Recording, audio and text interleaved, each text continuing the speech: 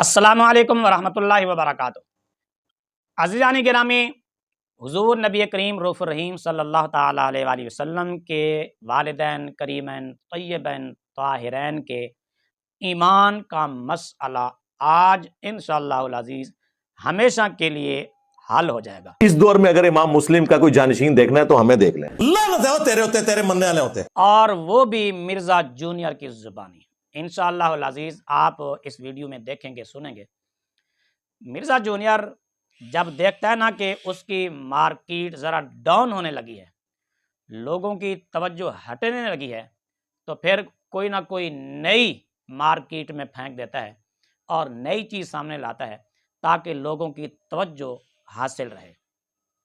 جس طرح کوئی مداری، اس کے پاس ایک وہ ڈورو ہوتا ہے اور ایک تھیلا ہوتا ہے، اس کے پاس وہ ڈورو بجاتا ہے، لوگوں کی توجہ حاصل کرتا ہے، مجمع لگا لیتا ہے اور لوگوں کو کہتا ہے کہ آج میں تمہیں اس تھیلے میں سے نئی چیز نکال کر دکھاؤں گا، پہلے آپ نے کبھی نہیں دیکھی ہوگی۔ لوگ متوجہ ہو جاتے ہیں، ذرا رک جاتے ہیں، کھڑے ہو جاتے ہیں، مجمع جم جاتا ہے، وہ ڈگڈگی بجاتا رہتا ہے، ڈورو بجاتا رہتا ہے۔ جب لوگ دیکھتے ہیں کہ یہ تھیلے میں سے کوئی نئی چیز تو نکال نہیں رہا، لوگ جب بکھرنے لگتے ہیں، مجمع ہٹنے لگتا ہے، تو پھر وہ تھیلے کی طرف اشارہ کر کے کہتا ہے کہ ابھی میں آپ کو اس سے نئی چیز نکال کر دکھاتا ہوں۔ پھر وہ تھیلے میں سے کوئی چاقو، چھری یا اس طرح کی کوئی چیز نکال کر لوگوں کو دکھا دیتا ہے۔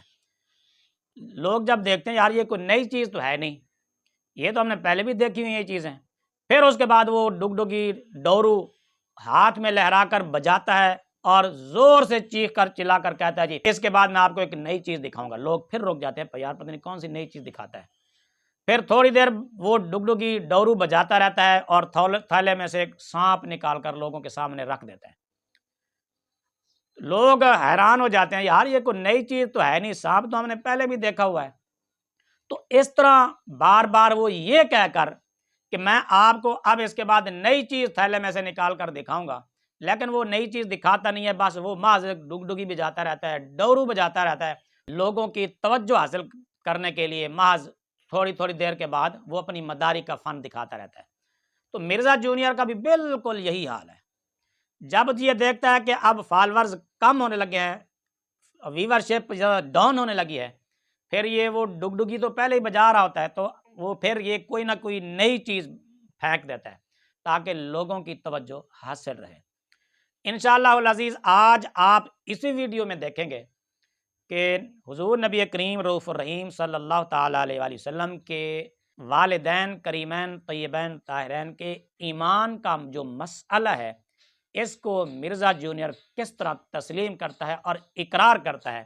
آپ ایک جھلک سنیں، پھر آگے بات کرتے ہیں۔ آپ کو کوئی اختلاف ہے امام ابو حنیفہ سے؟ جی وہ نبی الاسلام کے ماں باپ کو کافر کہتے ہیں، آپ نبی الاسلام کے ماں باپ کو کیا سمجھتے ہیں؟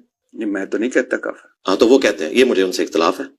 امام ابو حنیفہ نے کہاں لکھا تھا کہ نبی صلی اللہ علیہ وسلم کے والدین؟ ان کی کتاب الفقہ الاکبر، اتنی سی کتاب ہے اچھا، جو عقیدے کی ہے، جو مدارس کے اندر پڑھائی جاتی ہے، آپ مارکیٹ سے پرچیز کر سکتے ہیں۔ کتاب پی ڈی کا ایف نام اس کا کیا ہے؟ الفقہ الاکبر، پہلے صفحے کے اوپر ہی لکھا ہے سٹارٹ پہ۔ اچھا، آپ نے اور نہ صرف لکھا ہے بلکہ ان کے ماننے والوں نے، ملا علی قاری نے اس کتاب کا دفاع بھی کیا ہے اور اس عقیدے کا دفاع کیا۔ ایک اینی جی پڑیا ہے امام حنیفہ نے لکھی کتاب الفقہ الاکبر۔ جی عزیزان گرامی، آپ نے دیکھ لیا، سن لیا۔ مرزا جونیئر کہتے ہیں کہ حضرت امام اعظم ابو حنیفہ رضی اللہ تعالیٰ عنہ نے فقہ اکبر میں لکھا اور پھر اس کا دفاع ملا علی قاری نے کیا کہ حضور نبی کریم صلی اللہ تعالیٰ علیہ وسلم کے والدین معاذ اللہ نقل کفر نہ باشد کہ وہ کفر پر مرے۔ حالانکہ اس عبارت کی وضاحت اور اس کا جواب بارہا ہم پہلے بھی دے چکے ہیں، اور الحمدللہ علماء کرام اس کی وضاحت کر رہے ہیں، اس کا جواب دے رہے ہیں، مگر مرزا جونیئر ماننے کے لیے تیار نہیں ہے۔ وہ کہتا ہے نہیں جی انہوں نے یہ لکھا ہے، اپنی کتاب میں لکھا ہے، فقہ اکبر میں لکھا ہے، یہ فلاں لکھا ہے، فلاں لکھا ہے، جبکہ اس کی وضاحت پہلے ہو چکی۔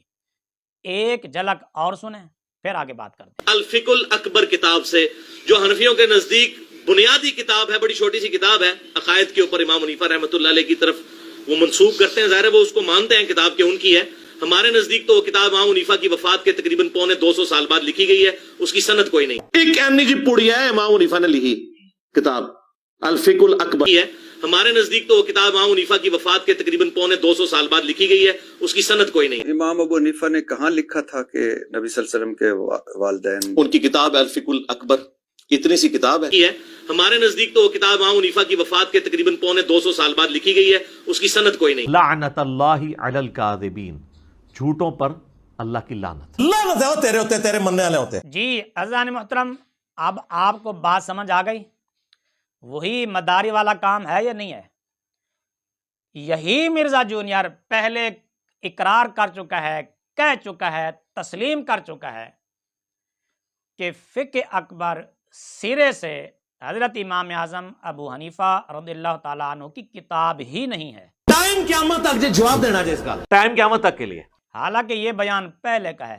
مرزا جی، جب آپ کو پہلے پتہ تھا، علم تھا، آپ کی تحقیق تھی، آپ کو معلوم تھا کہ فقہ اکبر حضرت امام اعظم ابو حنیفہ رضی اللہ تعالیٰ عنہ کی کتاب نہیں ہے، تو پھر تو نے مداری کی طرح لوگوں کو یہ کیوں کہا کہ اس کے بعد میں آپ کو نئی چیز دکھا رہا ہوں؟ کیا آپ کو کوئی الہام ہوا، کوئی القاء ہوا، یا کہیں سے فنڈنگ ہوئی کہ فقہ اکبر پہلے حضرت امام اعظم کی کتاب نہیں تھی اور اب ان کی کتاب ہو گئی ہے؟ آپ کو مرزا جی کیسے پتہ چلا ہے؟ ٹائم قیامت تک جواب دینا جس کا۔ ٹائم قیامت تک کے لیے۔ اگر مرزا جونیئر، اس کے فالورز اور اس کے سٹوڈنٹس حسب عادت یہ کہیں نہیں جی پھر یہ کتاب چھاپ کیوں رہی ہے، جس طرح کہ ان کی عادت ہے، کتاب چھاپ کیوں رہی ہے، اس پر پابندی کیوں نہیں لگتی؟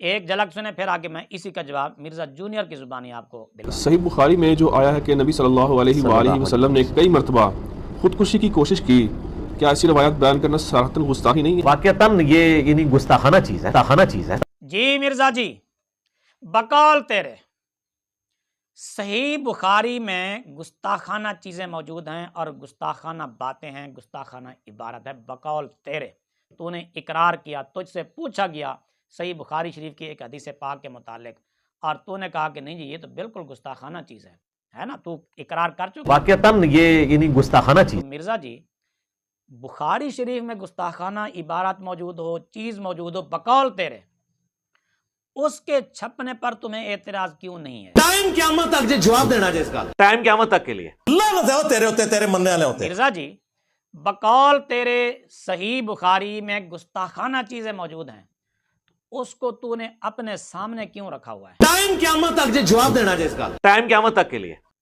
مرزا جی، بقول تیرے صحیح بخاری میں گستاخانہ چیزیں ہیں، اس کے چھپنے پر تو پابندی کا مطالبہ کیوں نہیں کرتا؟ ٹائم قیامت تک جواب دینا جس کا۔ ٹائم قیامت تک کے لیے۔ میرے عزیزوں، بزرگوں، دوستوں، دیکھا آپ نے اس کی مداری اور اس کا فراڈ، اس کا ہیر پھیر، حالانکہ خود اقرار کر رہا ہے کہ حضرت امام اعظم ابو حنیفہ رضی اللہ تعالیٰ عنہ کی کتاب ہی نہیں ہے سرے سے، فقہ اکبر، اور پھر کہتا ہے کہ انہوں نے فقہ اکبر میں لکھا ہے۔ ادھر خود اقرار کرتا ہے کہ ان کے بعد یہ کتاب لکھی گئی، اور پھر کہتا ہے کہ امام اعظم ابو حنیفہ نے اپنی کتاب میں لکھا ہے۔ اور مرزا جی، جو کتاب حضرت امام اعظم ابو حنیفہ رضی اللہ تعالیٰ عنہ کے کئی سال بعد لکھی جا رہی ہے، آپ کے وصال کے کئی سال بعد، تو کیا حضرت امام اعظم ابو حنیفہ رضی اللہ تعالیٰ عنہ نے قبر سے باہر آ کر وہ کتاب لکھی تھی؟ ٹائم قیامت تک جواب دینا جس کا۔ ٹائم قیامت تک کے لیے۔ میرے عزیزوں، بزرگوں، دوستوں، دیکھ لیا اس کا آپ نے فراڈ، دھوکہ، اور حضرت امام اعظم ابو حنیفہ رضی اللہ تعالیٰ عنہ کے ساتھ عداوت، دشمنی، اور حضرت امام اعظم ابو حنیفہ رضی اللہ تعالیٰ کے ساتھ بغض۔ اس کا کام قرآن و سنت کی تبلیغ نہیں ہے، اس کا کام لوگوں کو آپس میں لڑانا ہے، گھر گھر میں فرقہ واریت پھیلانا ہے۔ اس کا مقصد کسی اور کے مشن کو آگے پھیلانا ہے، قرآن و سنت کے مشن کو آگے پھیلانا ہرگز نہیں ہے۔ میرے عزیزوں، دوستوں، سیدھے سادھے مسلمانوں، ابھی بھی وقت ہے، اپنا ایمان بچائیے، اپنے آنے والی نسلوں کی فکر کیجیے۔ اس کے فراڈ، دھوکے آپ کے سامنے آ چکے۔ خود کہتا ہے کہ یہ کتاب ہی ان کی نہیں ہے، پھر خود کہتا ہے کہ انہوں نے اپنی کتاب میں یہ بات لکھی ہے۔ اس بات کو کوئی منطق، کوئی ہمیں بھی تو سمجھاؤ نا۔ ٹائم قیامت تک جواب دینا جس کا۔ ٹائم قیامت تک کے لیے۔ لعنت اللہ علی الکاذبین، جھوٹوں پر अल्लाह की लानत। लानत है वो तेरे होते तेरे मनने वाले होते। इस दौर में अगर इमाम मुस्लिम का कोई जानशीन देखना है तो हमें देख लें। लानत है वो तेरे होते तेरे मनने वाले होते। तो मैं चूंकि एक पढ़ा लिखा बंदा हूं, लानत है वो तेरे होते तेरे मनने वाले होते।